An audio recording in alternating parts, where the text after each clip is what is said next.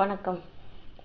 இன்னைக்கு எதை பற்றி பேச போகிறேன் அப்படின்னா, நம்மளுடைய தமிழக வெற்றி கழகம் அந்த கட்சியினுடைய தலைவர் விஜய் அவர்கள் ஒரு இது ஒரு ப்ரோக்ராம் நடத்தியிருக்காரு. அந்த ப்ரோக்ராம் பேர் என்ன அப்படின்னா, கல்வி விருது வழங்கும் விழா அப்படின்னு சொல்லிட்டு ஒன்று நடத்தியிருக்காரு. நல்ல விஷயம்தான். கல்விக்காக எல்லாரையும் ரெக்கக்னைஸ் பண்ணி மாணவர்களுக்கு ஊக்குவிக்கிற ஒரு நிகழ்ச்சி நடத்துறது அப்படிங்கிறது ஒரு நல்ல ஒரு விஷயம்தான். அதாவது என்ன அப்படின்னா, இவர் சினிமா துறையில் தான் நல்லா நடிப்பார் அப்படிங்கிறது நம்மளுக்கு நல்லா தெரியும். அதை விட அரசியலில் இன்னும் கை தேர்ந்தவராக இருப்பார் அப்படிங்கிறது இப்போ தான் நம்மளுக்கு தெரியுது. ஏன்னா அவர் அந்த விழாவில் பண்ண விஷயங்கள் எல்லாம், பேசின விஷயங்கள் எல்லாமே நம்ம பார்க்கும் பொழுது, இவர் தேர்ந்த ஒரு அரசியல்வாதி அப்படிங்கிறது நல்லாவே தெரிஞ்சு போச்சு. ஏன்னா சினிமாவிலையுமே பார்த்தீங்கன்னா அந்த ஒரு ஞானம் இல்லை அப்படின்னா ஒரு நம்பர் 1 இடத்துக்கு வர்றது அப்படிங்கிறது ஒரு பெரிய கேள்விக்குறியான ஒரு விஷயம்தான். அப்போ வெற்றி அப்படிங்கிறது நம்ம உருவாக்கிக்கணும் அப்படின்னா அதற்கேற்ற ஒரு புத்திசாலித்தனம், அதற்கேற்ற ஒரு அறிவு, அந்த துறை சார்ந்த அறிவு அப்படிங்கிறது இருந்தாதான் நம்ம வெற்றியை நோக்கி பயணப்பட முடியும். அப்படி பார்க்கும் பொழுது இவருக்கு அரசியல் அப்படிங்கிறதுல சரியா ஒரு பக்காவான ஒரு அரசியல்வாதியா இருக்காரு அப்படிங்கிறது தெளிவா நம்மளுக்கு தெரியுது இந்த விழாவில். அது மட்டும் கிடையாது, அதில் அவர் பேச இருக்கக்கூடிய விஷயங்கள், அதாவது மறைமுகமாக இப்போ இருக்கிற ஆட்சியை மறைமுகமாக தாக்கி பேசிட்டு இப்போ நம்ம அதை பற்றி பேச வேண்டாம் அப்படிங்கிற மாதிரிலாம் பேசியிருக்காரு. அதனால் இப்போவே அவர் அரசியல் பிரச்சாரம் அப்படிங்கிறத ஆரம்பிச்சிருக்காரு. யார்கிட்ட அப்படின்னா மாணவர்கள்கிட்ட அரசியல் பிரச்சாரம் அப்படிங்கிறத ஆரம்பிச்சிருக்காரு அப்படின்னு தான் சொல்லணும். ஏன்னா எதிர்காலம் அப்படிங்கிறது அவங்க தானே. மாணவர்கள் இப்போ 10வது 12வது படிக்கக்கூடிய மாணவர்களுக்கு அவர் விருது வழங்கக்கூடிய ஒரு விழா ஏற்கனவே ஒரு தடவை போன வருஷம் பண்ணாங்க. இந்த வருஷம் பண்ணுறா. போன வருஷம் அவர் கட்சி ஆரம்பிக்கலைன்னு நினைக்கிறேன். அதுக்கு முன்னாடி அதுக்கு இடையில தான் கட்சி ஆரம்பித்தார். ஸோ போன வருஷத்துல இருந்து இந்த விழாவை பண்ணுறாரு. ஏன்னா எப்போ அரசியலுக்கு வர்றதா இவர் முடிவு பண்ணாரோ அதில் இருந்து மாணவர்களை நம்ம பிடிச்சிடணும், மாணவர்கள் தான் நம்மளுக்கு சப்போர்ட்டிவாக இருப்பாங்க அப்படிங்கிற ஒரு நேக்கு அவருக்கு தெரிஞ்சிருக்கு. அதனால தான் அரசியலுக்கு வரணும் அப்படின்னு முடிவு பண்ணோன்னே இவர் முதல்ல போய் சந்திக்கிற ஆட்கள் மாணவர்களாக இருக்கிறார்கள். மாணவர்களுக்கு என்ன அப்படின்னா, இப்போதான் படிச்சுட்டு வந்திருக்காங்க. அரசியல் அப்படிங்கிறது அவங்களுக்கு அவ்வளோ பெரிய ஒரு தெளிவு இருக்காது மாணவர்களுக்கு. அப்போது அரசியல் சார்ந்து ஒருத்தர் நம்மக்கிட்ட பேசுகிறாரு, இல்லை யாரோ ஒரு விஐபி நம்மளை மதித்து நம்மக்கிட்ட பேசுகிறாங்க அப்படின்னா அது அந்த மாணவர்களுக்கு மிகப்பெரிய விஷயமாக இருக்கும். அவர்களுக்கு இந்த வயசில் அவங்களுக்கு மனசில் என்ன பதியுதோ அது வாழ்நாள் ஃபுல்லாகவே அவங்க அதை தான் ஃபாலோ பண்ணுவாங்க அப்படின்னே சொல்லலாம். அந்த விதத்தில் மாணவர்களுடைய மனதிலே இவர் விதையை கொண்டு விதைச்சாரு அப்படின்னு சொன்னால் நாளைக்கு அது பெரிய மரமாகி இவருக்கு எல்லாமே சப்போர்ட் பண்ணுறதுக்கு பெரிய வாய்ப்புகள் இருக்குது. அதை தெரிஞ்சுக்கிட்டு தான் இவர் என்ன பண்ணுறாரு, மாணவர்களை சந்தித்து மாணவர்களின் மனதை பிடித்து வைத்துக் கொள்ள வேண்டும் அப்படிங்கிற ஒரு பாதையில் இவர் இப்போத்துக்கு ட்ராவலாக ஆரம்பிச்சிருக்கார். அரசியல் பயணத்தை இப்போத்துக்கு மாணவர்கள்லேருந்து ஆரம்பிச்சிருக்கார். இதுக்கு முன்னாடியே பார்த்தோன்னா இந்த கள்ளசாராயம் குடித்தவர்களெல்லாம் நேரில் போய் பார்த்து விசாரிச்சுட்டுலாம் வந்தார். அதில் ஒரு அம்மா கால்லலாம் விழுந்தாங்க.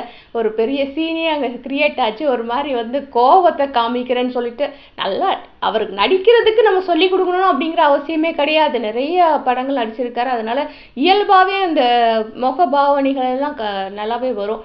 அப்போ அந்த கோபத்தை காமிக்கும் பொழுது இந்த கண்கள் தான் தமிழ்நாட்டை காப்பாற்ற போகுது அப்படின்னு சொல்லிட்டு நிறைய பேர் அந்த ஃபோட்டோஸ்லாம் எடுத்து போட்டிருந்தாங்க. ஓகே, இருக்கட்டும், காப்பாற்றட்டும், இப்போ தப்பு இல்லையே. இப்போ நிறைய பேர் காப்பாற்றிட்டு இருக்காங்க, அதே மாதிரி அவரும் காப்பாற்றிட்டு போகிறாரு, ஒன்றும் பிரச்சனை இல்லை.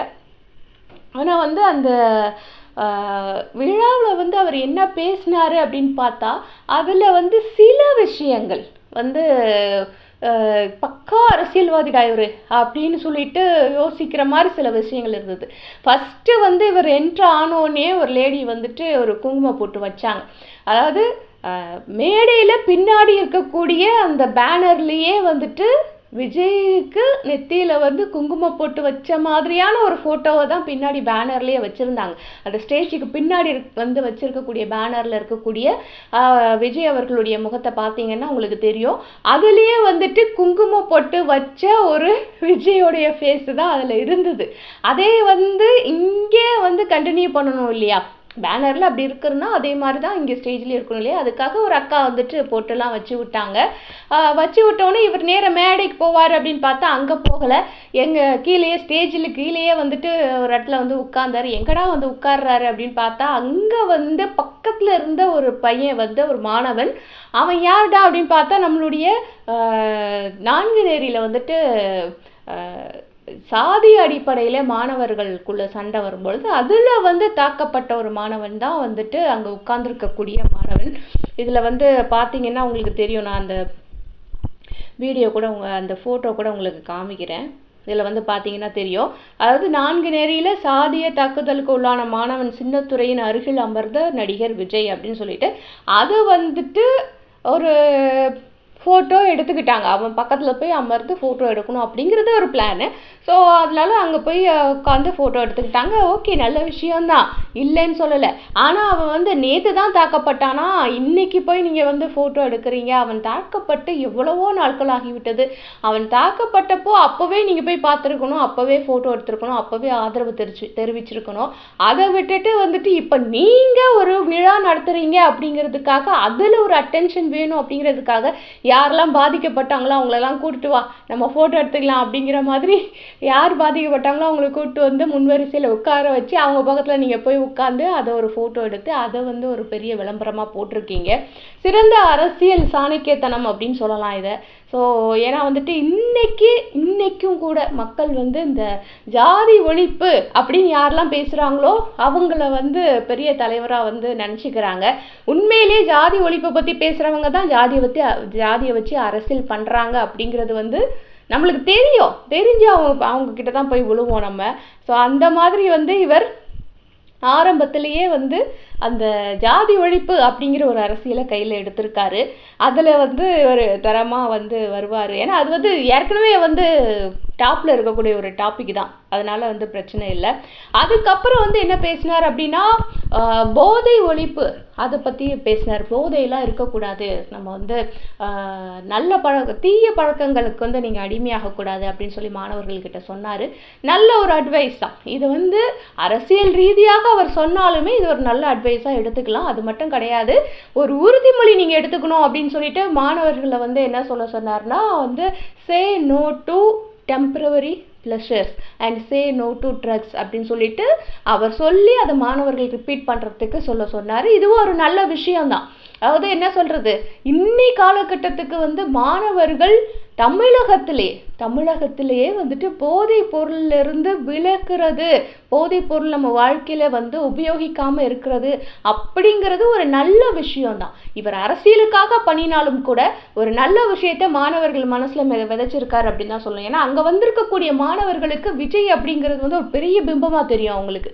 அப்போ அப்படிப்பட்ட ஒரு பெரிய பிம்பம் ஒருத்தருடைய வாயிலிருந்து ஒரு வார்த்தை வருது அப்படின்னு சொன்னால் அது அந்த மாணவர்களுடைய மனதில் ஆழமாக பதிவதற்கு வாய்ப்புகள் அதிகம்.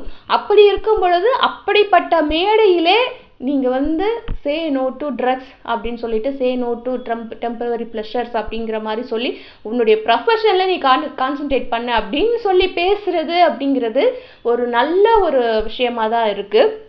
அதுக்கப்புறம் வந்து பார்த்தீங்கன்னா வந்துட்டு சக்ஸஸ் ஃபெயிலியர் இதை பற்றியெல்லாம் பேசினார். அதாவது என்ன சொல்கிறது, success is never ending and failure is never final அப்படின்னு சொல்லிட்டு சொன்னார். அதாவது அதுவும் வந்து ஒரு நல்ல ஒரு விஷயந்தான். ஏன்னா மாணவர்கள் வந்து சக்ஸஸை எப்படி ஹேண்டில் பண்ணுறது, ஃபெயிலியரை எப்படி ஹேண்டில் பண்ணுறது அப்படிங்கிறது வந்து மாணவர்களுக்கு கொஞ்சம் பிடிப்படாத ஒரு விஷயமாக தான் இருக்குது. என்றைக்குமே அந்த மாணவர்களாக இருக்கக்கூடிய அந்த பருவத்தில் இதெல்லாம் ஹேண்டில் பண்ணுறது அப்படிங்கிறது ரொம்ப பெரிய விஷயம். அதாவது ஒரு சக்ஸஸாக இருக்கட்டும் ஒரு ஃபெயிலியராக இருக்கட்டும் அதை வந்து மெச்சூராக ஹேண்டில் பண்ணுது அப்படிங்கிறது இன்னை வரைக்குமே வந்து மாணவர்களுக்கு வந்து பிடிப்படாத ஒரு விஷயம் தான். அந்த வயசில் அப்படி தான் இருப்பாங்க. அதை வந்து நம்ம சொல்ல முடியாது. ஏன்னா நம்மளாம் அந்த வயசுலாம் தாண்டி தான் வந்திருக்கோம். 10வது 12வதுலாம் படித்து அதில் மார்க் அதிகமாக வாங்கி குறைவாக வாங்கி அதெல்லாம் தாண்டி தான் நம்ம வந்திருக்கோம். ஸோ நம்மளுக்கு தெரியும் இது வந்து இந்த மாதிரி தான் இருப்பாங்க மாணவர்கள் அப்படின்னு சொல்லிட்டு. அப்போது அந்த சக்ஸஸையும் ஃபெயிலியரும் நீங்கள் வந்து எப்படி எடுத்துக்கணும் அப்படிங்கிறதுக்காக ஒரு அட்வைஸ் கொடுத்தாரு. அதுவும் வந்து நல்ல அட்வைஸ் தான். வந்து அதை குறை சொல்ல முடியாது. சக்ஸஸ் அப்படிங்கிறது நெவர் எண்டிங், ஃபெயிலியர் அப்படிங்கிறது நெவர் ஃபைனல். ரெண்டுமே வந்து முடிவு கிடையாது அப்படிங்கிற ஒரு மீனிங்கில் தான் சொல்லியிருக்காரு. ஸோ அது வந்து ஒரு நல்ல அட்வைஸ் தான். ஸோ இதெல்லாம் பண்ணிட்டு நான் வந்து அட்வைஸ் பண்ண விரும்பலை அப்படிங்கிறது வேற ஒரு வார்த்தையை வேற சொன்னார். ஏன்னா எனக்கும் அட்வைஸ் பிடிக்காது, அதனால நானும் யாருக்கும் அட்வைஸ் பண்ண மாட்டேன் அப்படின்னு சொல்லிட்டு சொன்னார். அட்வைஸும் பண்ணுறீங்க, அட்வைஸ் பண்ண மாட்டேன்னு சொல்கிறீங்க. சரி ஓகே பரவாயில்ல, முதல் மேடை தானே, போக போக சரியாகிவிடும். அதாவது என்ன அப்படின்னா இடையில வந்துட்டு என்ன சொன்னார்னா போதை பழக்கத்தில் வந்து மாணவர்களை வந்து போதை பழக்கத்துக்கு அடிமையாகக்கூடாதுன்னு சொல்லும் போது நம்மளுடைய அரசாங்கத்தை வந்து இதை பற்றி அரசாங்கம் கவலைப்படாமல் இருக்குது அப்படிங்கிற மாதிரியான ஒரு கருத்தை வந்து முன் வச்சார்.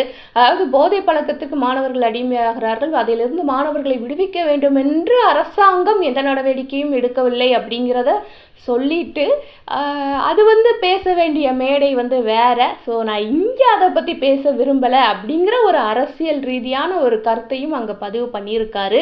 மொத்தத்தில் பார்த்தோம் அப்படின்னா கல்வி விருது வழங்கும் விழா அப்படின்னு சொல்லிட்டு அதில் வந்து முழுக்க முழுக்க தன்னுடைய அரசியலுக்கு தேவையான விஷயங்களை தான் அவர் செய்கிறாரு அப்படிங்கிறது நம்மளுக்கு நல்லாவே தெரியும்.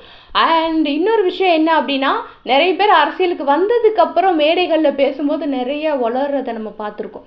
அப்படி இல்லாமல் இவர் ஏற்கனவே நடிகராக இருந்த காரணத்தினால இவருக்கு தெரியும் என்ன எழுதி கொடுக்குறாங்களோ அதை வந்து மனப்பாடம் பண்ணி சொல்கிறதுக்கு, அதை எந்த டோனில் சொல்லணும், எப்படி சொல்லணும், இது எல்லாத்துக்குமே அவருக்கு பல வருட ப்ராக்டிஸ் இருக்கிறதுனால எழுதிட்டு வந்ததை வந்துட்டு நல்ல மனப்பாடம் பண்ணி எந்தெந்த டோனில் சொல்லணுமோ எப்படி சொல்லணுமோ அதை வந்து தெளிவாக பேசினார். அது மட்டும் கிடையாது, அவருடைய ஸ்பீச் நீங்கள் நல்லா கவனித்து பார்த்தீங்கன்னா எங்கே கைத்தட்டல் வரணுமோ அங்கே அவர் பேச்சை நிறுத்தி பேசினார். அது வந்து தெளிவாக தெரிஞ்சது.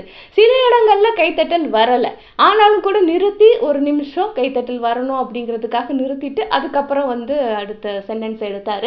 இது வந்து கொஞ்சம் செயற்கைத்தனமாக தான் இருந்தது. ஏன்னா சொல்லியிருப்பாங்க போல இருக்கு, நீங்கள் ஒரு கேப் விட்டிங்கன்னா நாங்கள் கை தட்டிடுவோம், இந்த இடத்துல கேப் விடுங்க கை தட்டுவாங்க அப்படின்னு எல்லாம் எழுதி கொடுப்பாங்க போல இருக்கு. அரசியலில் வந்து எப்படி வந்து ஸ்பீச் எழுதி கொடுக்குறாங்க அப்படின்னு தெரியல.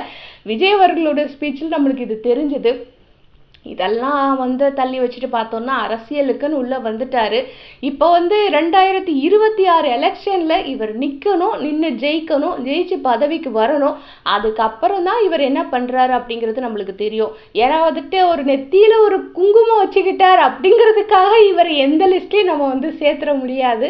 ஏன்னா வந்துட்டு மத்தியில் பார்த்தாலும் சரி நம்மளுடைய மாநிலங்களில் பார்த்தாலும் சரி நெத்தியில் குங்குமம் வச்சுக்கிறது அப்படிங்கிறது வந்துட்டு நிறைய பேர் இருக்காங்க. நம்ம அதை எந்த லிஸ்ட்லேயும் நம்ம வந்து அவரை சேர்க்க முடியாது.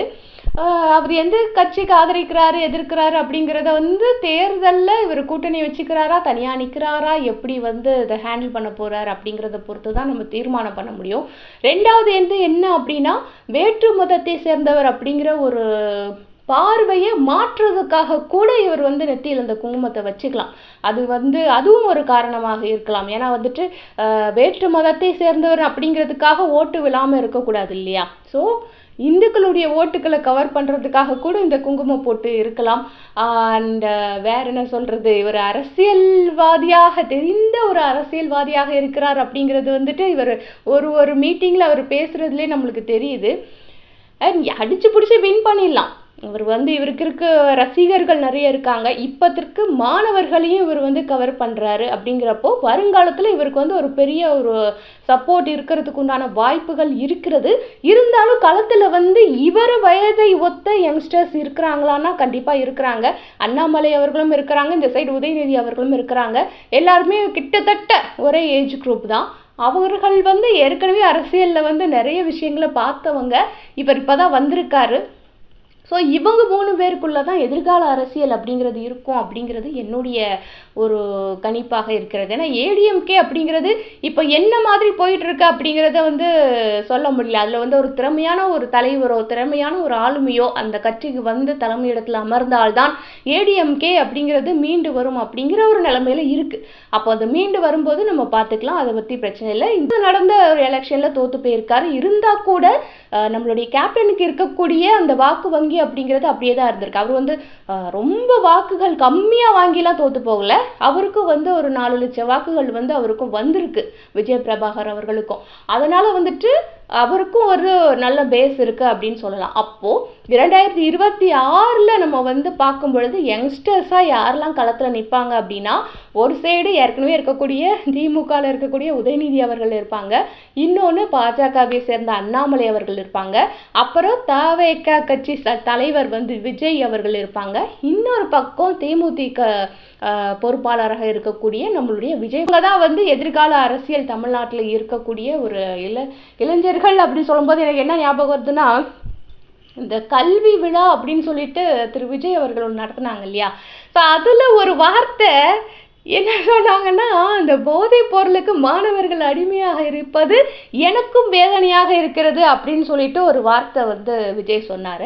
அதை வந்து எப்படி சொன்னார் அப்படின்னா, அதாவது இவங்க வந்து போதை பொருள் வந்து இவங்க கையிலலாம் வருது அப்படிங்கிறது ஒரு யங்ஸ்டரா ஒரு கட்சி தலைவரா எனக்கு வந்து வருத்தம் அளிக்கிறது. அப்படி கட்சி தலைவர் ஓகே, அதுன்னு யங்ஸ்டர் இடையில ஒரு வார்த்தையை சொல்லிக்கிறீங்க அப்படின்னு சொல்லிட்டு கேட்கணும்னு தோணுச்சு. ஏன்னா வந்துட்டு மாணவர்கள் காலேஜ் படிக்கிறவங்க அவங்களெல்லாம் கம்பேர் பண்ணும்போது இவர் கொஞ்சம் பெரியவர் தான்.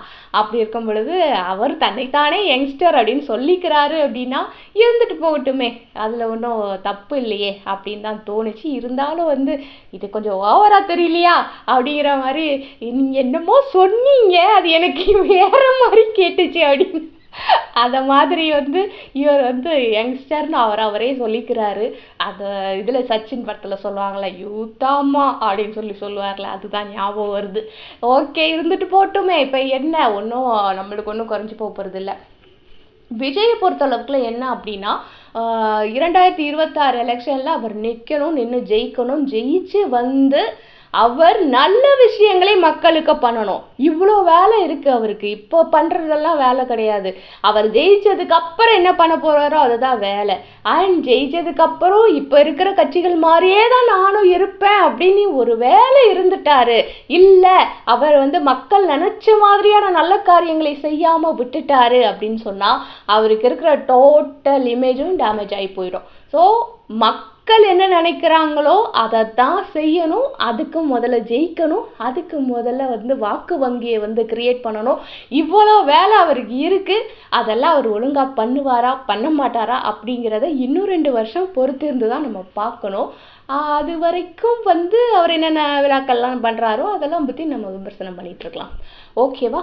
ஸோ இந்த வீடியோ பிடிச்சிருந்தா லைக் பண்ணுங்கள், ரொம்ப பிடிச்சிருந்தா ஃப்ரெண்ட்ஸ் கூட ஷேர் பண்ணுங்கள். அது மட்டும் இல்லை, தாவேகா கட்சியை பற்றியும் தாவேகா கட்சி தலைவர் விஜயை பற்றியும் அவர் நடத்திய கல்வி விருது வழங்கும் விழா பற்றியும் நீங்கள் என்ன நினைக்கிறீர்கள் அப்படிங்கிறத கமெண்ட் செக்ஷனில் மறக்காமல் சொல்லிட்டு போங்க. அண்ட் நான் எப்போவுமே சொல்கிற மாதிரி நம்மளுடைய இந்த வெட்டி பேஜ் சேனலில் மறக்காமல் சப்ஸ்கிரைப் பண்ணிவிடுங்க. ஓகேவா? அடுத்த வீடியோவில் சந்திக்கிறேன். அதுவரை பாய்.